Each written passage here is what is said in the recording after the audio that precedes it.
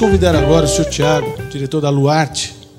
Ele vai estar dando a sua palestra, que é o início da produção de Grupo 2. Boa tarde a todos. Primeiro, eu queria agradecer a Lubigrax por abrir esse espaço para a Luarte Lubrificantes, para a gente falar um pouco do nosso projeto, o projeto que está revolucionando, a gente entende, o mercado de óleos básicos no país, com a entrada da primeira produção de Grupo 2, onde a gente vai deixar de ser independentes de importação para esse tipo de produto e ter ele localmente é uma satisfação. Então, muito obrigado a Lubigrax por essa oportunidade da gente estar falando um pouco do nosso projeto. Bom, eu vou falar um pouco, a agenda hoje, não tem como não fazer uma introdução da Luarte Lubrificantes. Depois queria falar um pouco sobre o Re-Refino como uma destinação para o look, né? O look, para quem não conhece, é o óleo lubrificante usado ou contaminado, e a gente vai usar bastante esse termo ao longo da palestra. Falar um pouco da evolução do Re-Refino e das tendências que vem pela frente para os próximos anos. Queria mostrar um pouco da demanda global dos óleos básicos e também da demanda nacional. E, por fim, falar um pouco do Projeto H e do início da produção de G2 no país. Bom, falando uma introdução da Luarte Lubrificantes, a Luarte é a maior empresa de coleta e re-refino de óleos lubrificantes usados e contaminados da América Latina. Nós coletamos anualmente 170 mil metros cúbicos de óleo usado.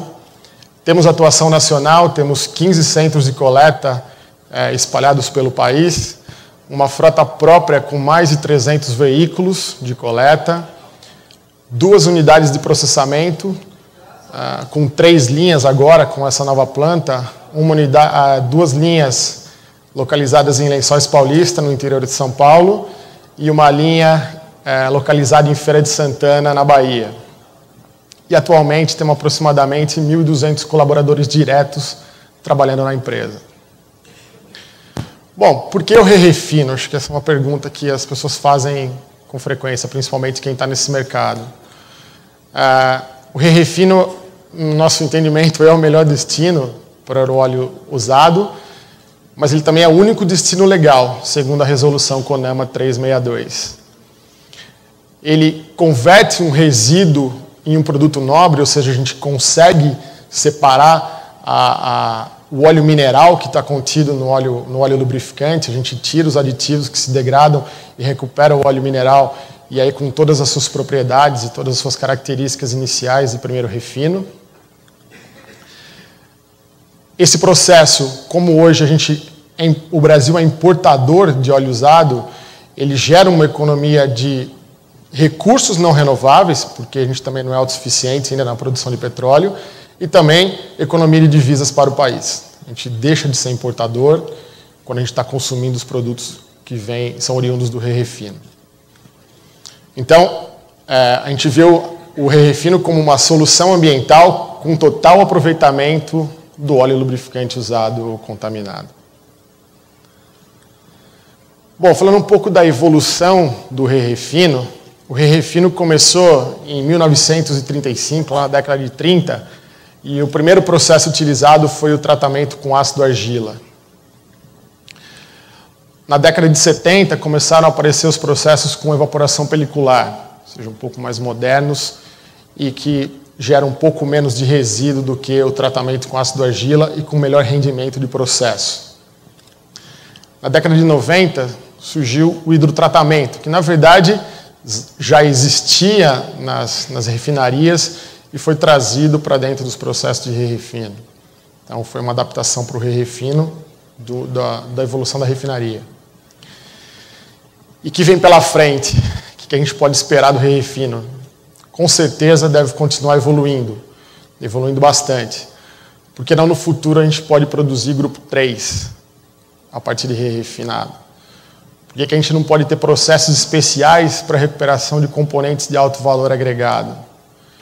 Então, acho que essa evolução tecnológica que aconteceu ao longo de todo desse tempo, ela vai ser maior agora nos próximos anos, nas próximas décadas. Acho que, para quem viu a primeira palestra aí do Dr. Osiris Silva, viu que inovação deve ser considerada cada vez mais, e essa evolução aqui depende muito de inovação, e a gente está cada vez mais procurando inovar e entender melhor os processos e tentar trazer para o Re-Refino, ou seja, para uma solução ambiental, o que há de melhor, não só em relação a processo, mas a produto também.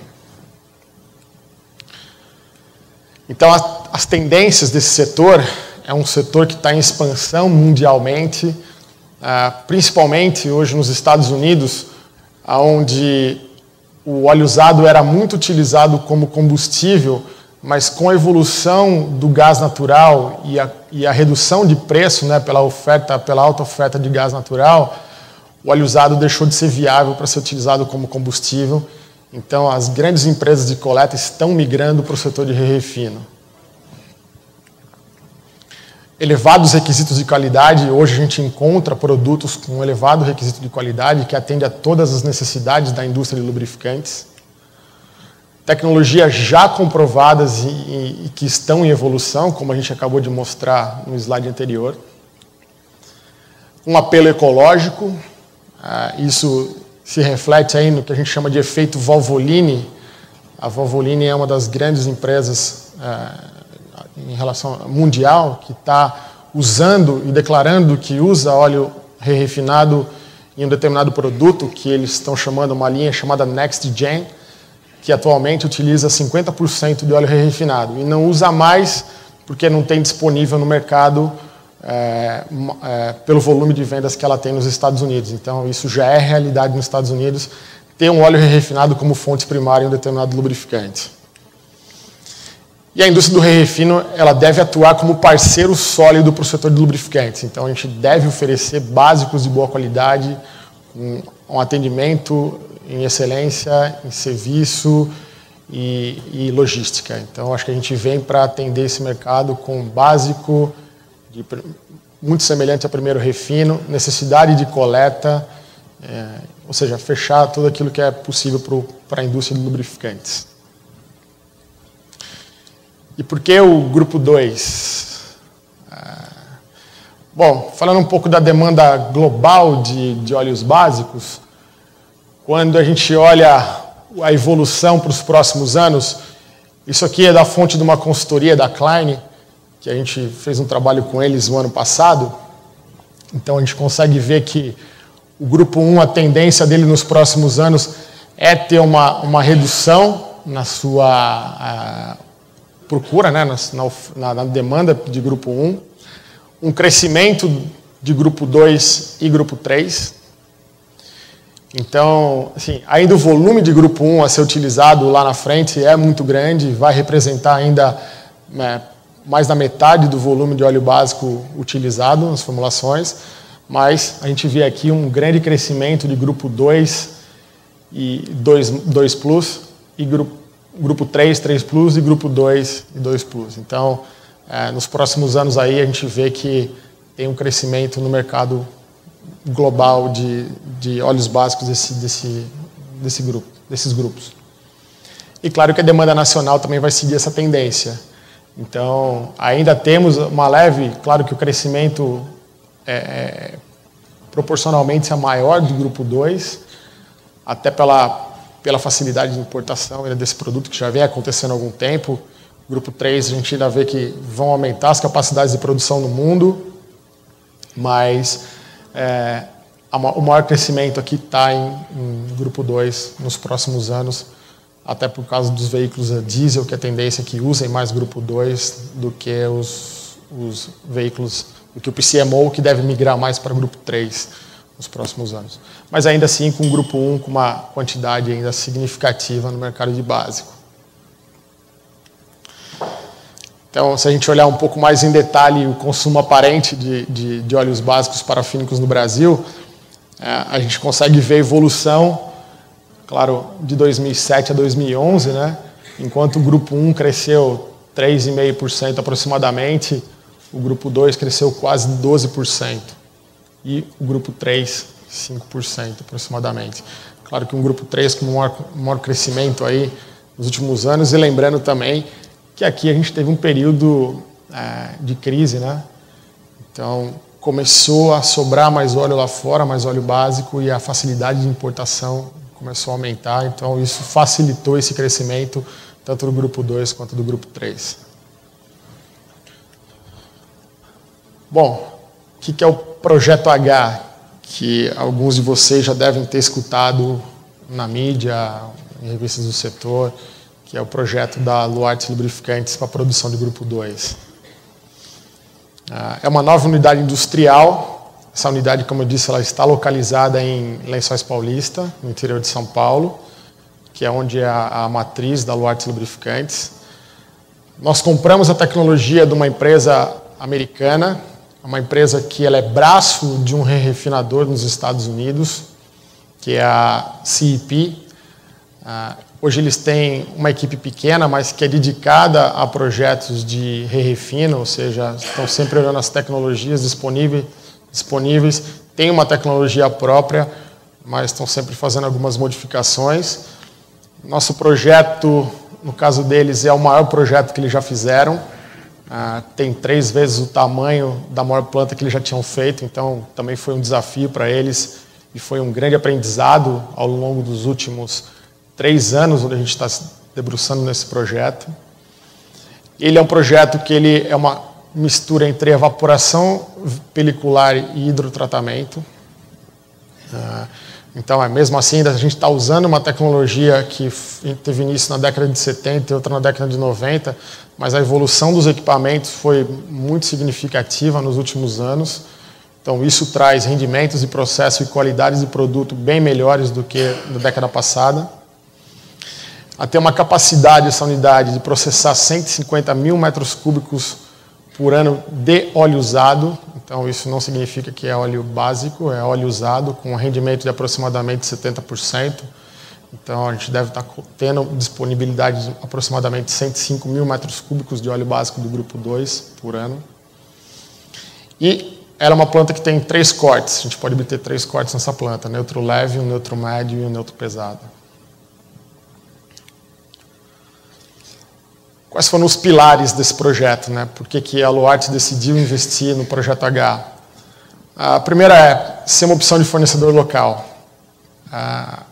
Nós estamos nesse mercado há 37 anos e nos últimos anos a gente começou a ver que a demanda por nosso tipo de produto vinha caindo.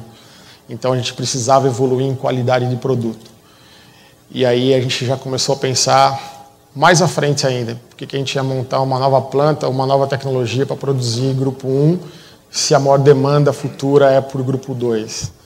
Então, e grupo 2 não tem no país ainda. A Petrobras agora anunciou também um projeto para 2016, da primeira refinaria a produzir grupo 2. Então, todo o volume que chega hoje no país vem via importação. Então, por que não ser uma opção de fornecedor local? Outro pilar, temos que ter produto de qualidade. Isso é primordial para o mercado aceitar esse tipo de produto. Não posso ter um grupo 2 meia boca, eu tenho que ter um grupo 2 que tenha todas as características de um grupo 2 de primeiro refino. E a gente viu em outras unidades no exterior que isso é possível. Temos que ter preço competitivo. Não adianta nada eu ter um produto de boa qualidade, mas querer cobrar muito caro por isso. Aí é mais fácil importar do que eu comprar da Luarte aqui no Brasil. Então, preço competitivo é fundamental. Tem pessoas aqui que já estão olhando e dando risada. Vamos aproveitar isso que vai ser competitivo. Logística adequada é fundamental também. Hoje a gente sabe das dificuldades de tancagem, sabe da dificuldade do mix de produto que as empresas fazem, que os nossos clientes fazem. Então, ter uma logística que a gente possa colocar no cliente num determinado momento que ele necessita é fundamental para o sucesso desse negócio.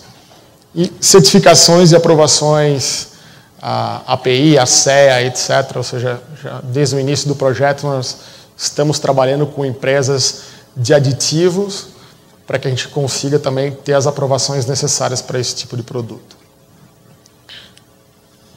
Essa é uma maquete eletrônica da nossa planta, né? Ao final eu vou até passar algumas fotos, porque algumas pessoas falam, pô, mas como é que está esse projeto, né? Só maquete dá uma impressão ainda de que ele não saiu do papel. Já saiu do papel. Essa semana é uma semana muito importante para a gente, a semana onde a gente está startando a planta e vamos ter as primeiras amostras de produto de grupo 2. Então, é uma semana fundamental para a gente. Falando um pouco do processo, né, para que as pessoas entendam um pouco melhor, a gente recebe o óleo usado na planta, ele passa por um primeiro estágio de desincrustação, onde a gente adiciona hidróxido de sódio, depois ele vai para uma desidratação, para um vaso de desidratação. O óleo usado ele tem na composição dele, em média, 6 a 8% de água, que isso se refere a condições de armazenamento na fonte geradora. Então a gente precisa tirar essa água não é boa para o restante do processo. Então a gente tira águas e leves, né? Leves que a gente fala é gasolina, solvente, etanol, que estão presentes também no óleo usado em pequenas proporções. Depois ele passa por uma coluna de remoção de diesel, que a gente chama. Tem diesel no óleo, é a fração mais leve, depois da gasolina e do etanol. A gente retira esse diesel, passa por um processo de descontaminação, para que, na verdade, é uma elevação de temperatura para ajudar uma separação das moléculas quando ele entra no desasfaltamento, ou seja, isso aqui é um evaporador de película. Aqui no evaporador de película a gente faz a separação do asfalto, que nada mais é do que o aditivo degradado, e do óleo básico mineral. E aí, esse óleo desasfaltado vai para o processo de hidrotratamento, onde ele passa por um número de reatores com catalisador, um leito catalítico, que recebe hidrogênio a alta pressão e alta temperatura. A gente faz uma separação de fases de gás líquido para reaproveitar parte do hidrogênio que está sendo utilizado para que ele não se perca ao longo do processo. A gente passa por um fracionador, por uma coluna de fracionamento, onde a gente faz a separação do neutro leve, do neutro médio e do neutro médio e do neutro pesado. E quais as características desse óleo básico refinado do grupo 2? A cor dele é clara, é muito clara, como vocês podem ver, ele é até mais claro do que está aqui nessa foto, abaixo de meio. Ele não tem odor, que isso é uma característica dos óleos refinados atuais. Ele tem baixo teor de enxofre, alto teor de saturado, um alto índice de viscosidade, uma alta estabilidade e oxidação, uma baixa perda por evaporação e nenhum resíduo de cinzas. Então, todas aquelas características que são predominantes num básico de primeiro refino. Então, a gente olhando um pouco das especificações, falando um pouco do neutro leve, vou só destacar uma viscosidade na faixa de 4,5, índice de viscosidade acima de 100, um teor de saturados acima de 90, um ponto de fulgor por volta de 200, um neutro médio na faixa de 7,5, um neutro pesado na faixa de 11. Claro que aqui ainda tem alguns ajustes, isso é uma especificação, isso até coloco aqui embaixo, né, é estimado, a gente está agora partindo do projeto, mas é isso que nós estamos buscando e, para ser sincero, até um pouco acima disso, né. Essas são características básicas de um produto do grupo 2. Aqui eu trouxe algumas fotos da unidade, da nova planta. Essa é uma área de estocagem, então a gente tem aqui um volume de estocagem de óleo usado e mais um volume de estocagem de asfalto, de óleo acabado e asfalto. Essa é a primeira fase do processo, né, que a gente falou, até o desasfaltamento. Então, aqui é onde a gente faz desidratação, desincrustação, desasfaltamento. Nós aproveitamos a estrutura para colocar aqui também o fracionador, que na verdade é a última etapa do processo. Esses são os evaporadores, que são os equipamentos principais dessa primeira etapa do processo. Esses são os reatores de hidrogênio, onde a gente tem a reação no leito catalítico. Aqui eu destaco o projeto inicial, era composto por 3 reatores. E quando nós começamos o projeto, a gente viu que o óleo usado brasileiro é muito diferente do óleo usado dos outros países, tanto dos Estados Unidos quanto da Europa. Ele tem um número maior de contaminações, de contaminantes, principalmente metais muito mais elevados, enxofre muito mais elevados. Então isso, para que a gente conseguisse atingir as especificações do grupo 2, nós tivemos que adicionar mais um reator, um quarto reator. Isso teve uma elevação no investimento do projeto, mas a gente via como fundamental, porque se não tivesse feito isso, a gente não deveria conseguir atingir as especificações de grupo 2. Então, com isso, a gente está preparado para o futuro também. Se o óleo usado melhorar, nossa matéria-prima de entrada melhora, consequentemente, nosso produto acabado vai melhorar também. E isso até nos dá, depois no futuro, um aumento de capacidade. Para conseguir hidrogênio, pelo volume que a gente está processando e pela qualidade do óleo usado, a gente teve que montar uma planta de produção de hidrogênio também na unidade. Isso a gente fez com um parceiro que acabou desenvolvendo um novo negócio até para o município e para a região. 2/3 do hidrogênio produzido nessa planta são consumidos pela Luarte, 1/3 do hidrogênio é colocado no mercado para outros clientes desse parceiro. E esse hidrogênio é produção via gás natural. O gasoduto ainda não tinha chegado na cidade de Lençóis Paulista, então isso também viabilizou a ida do gasoduto para lá. E ele está chegando agora esse mês, então coincide ainda com o início da nossa produção. Então esse projeto também acabou alavancando novos negócios até para o município. Tivemos que montar um laboratório novo para garantir a qualidade do produto, então investimos também em laboratório, tanto para melhorar as nossas análises do óleo usado, para melhorar nossas análises de processo, nossas análises de produto acabado. Tem todo um mapeamento que a gente começa a fazer agora do óleo usado, porque ele é fundamental para a vida útil dos catalisadores do hidrotratamento. Então, esse investimento em laboratório foi fundamental para garantir o nosso objetivo final. Agradeço mais uma vez a Lubigrax por essa oportunidade. Obrigado.